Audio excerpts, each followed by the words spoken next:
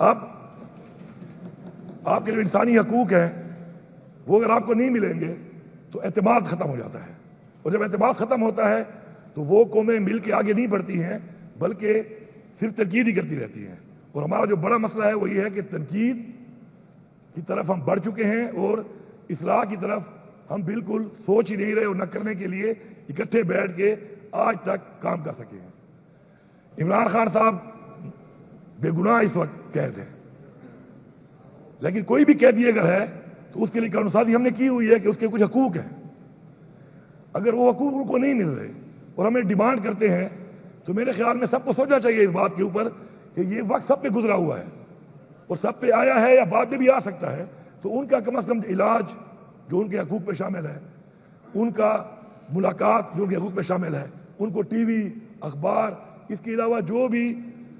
سہولیات ان کو قانونی طور پہ دی گئی ہیں قانون میں، بے گناہ جیل میں ہونے کے باوجود جب وہ ہیں تو ان کو دی جائیں،